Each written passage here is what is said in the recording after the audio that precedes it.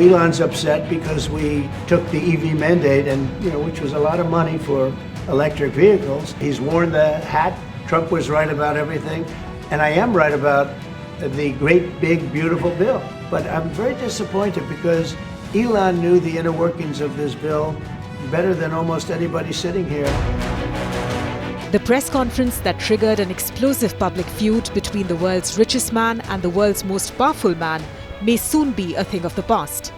In less than a week, Elon Musk appears to be ready to bury the hatchet with Donald Trump.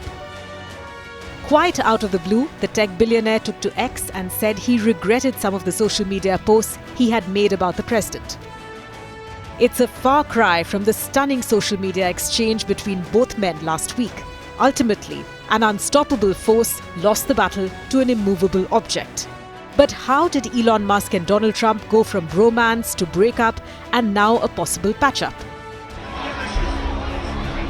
Musk officially endorsed Trump for president minutes after he came under fire in an attempted assassination at a rally in Butler, Pennsylvania in July 2024.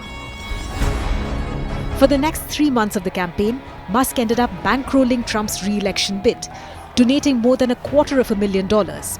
Trump returned the favor by literally giving Musk a platform at his rallies. Vote, vote. Fight, fight, fight. Vote, vote, vote. Musk even suggested that Trump should set up a commission focused on government efficiency and appoint him to it. Trump heard him out and created the Department of Government Efficiency and put Musk in charge.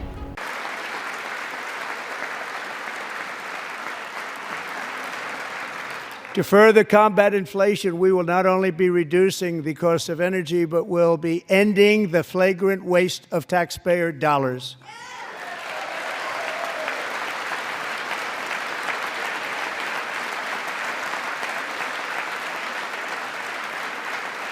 And to that end, I have created the brand new Department of Government Efficiency, DOGE.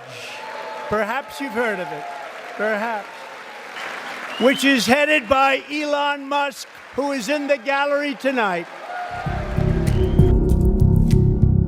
But Musk was much more than the head of DOGE. He was Trump's shadow, a constant presence at the White House, accompanying the president to his events and even joining meetings with world leaders. He appeared to be the perfect fanboy for the president, wearing hats that said Trump was right about everything. Musk's son X was also a frequent sight, from hanging out in the Oval Office to boarding Marine One with the president. And Trump was full of praises for the man who he referred to as the first buddy. But many saw Musk as the de facto president. The whole room can say that very strongly. You've really been a tremendous help. You opened up a lot of eyes as to what could be done. And we just want to thank you very much.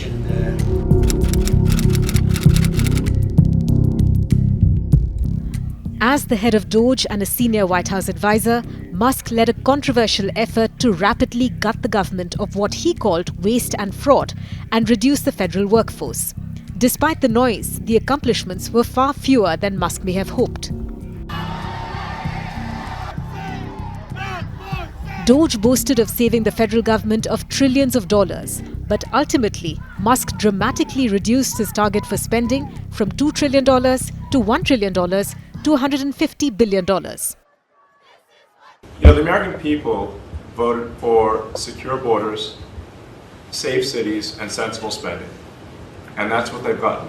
A tremendous amount has been accomplished in the first 100 days. As everyone has said, it's more than has been accomplished in any administration before, ever, period. This portends very well for what will happen for the rest of the administration. I think this could be the greatest administration since the founding of the country. And in the process, DOGE dismantled entire federal agencies, axed government contracts, and led the firings of tens and thousands of federal workers. This led to massive protests across the country, and Elon Musk's Tesla was also caught in the crossfire. But Trump stood by Musk through the turmoil, even buying a shiny red Tesla to show his support.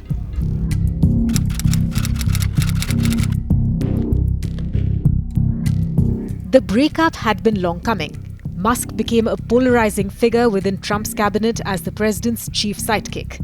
He started shifting his attention back to his business empire after Tesla suffered financial losses.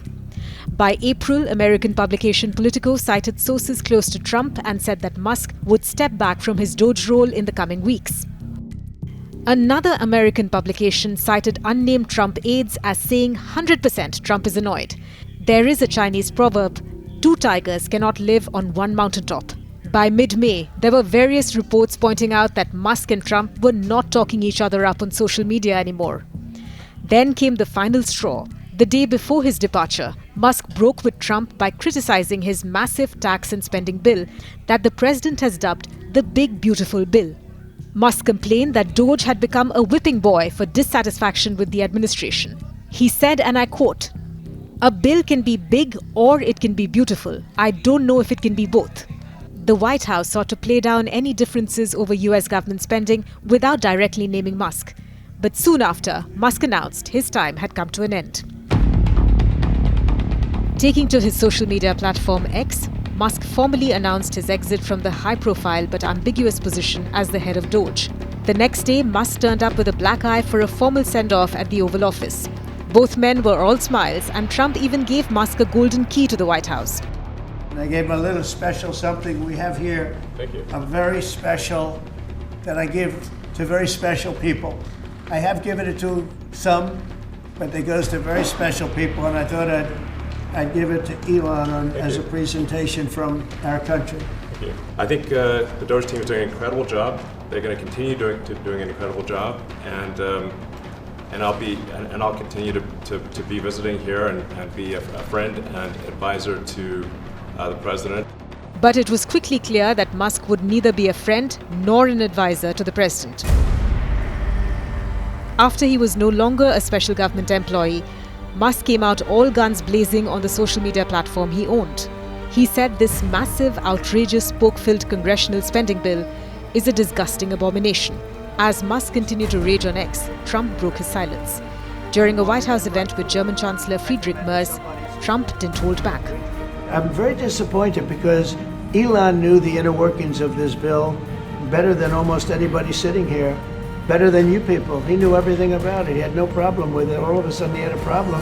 And he only developed the problem when he found out that we're going to have to cut the EV mandate, because that's billions and billions of dollars, and it really is unfair. Over the next 5 hours, Trump and Musk engaged in an extraordinary spat on their respective social media platforms. Musk claimed that without him, Trump and the Republicans would have lost the 2024 presidential election. Trump claimed that Elon Musk was wearing thin and that he had asked him to leave his administration. He also threatened to terminate Musk's governmental subsidies and contracts. In a stunning claim, Musk said that Donald Trump is in the infamous Epstein files. He even publicly agreed that the US president should be impeached and that Vice President J.D. Vance should replace him. After a few days of sulking, the Musk-Trump storm showed signs of settling. Musk started deleting some of his social media posts, including the one in which he had accused Trump of being mentioned in the Epstein files. Trump then said he was planning to retain the Starlink technology, a satellite internet service that is part of Musk's SpaceX. But at the end of the day, Musk was opposed to Trump's One Big Beautiful Bill Act, which the president is desperate to push. Will Musk be willing to sacrifice on it to be back in Trump's inner circle? Or is this bromance well and truly dead?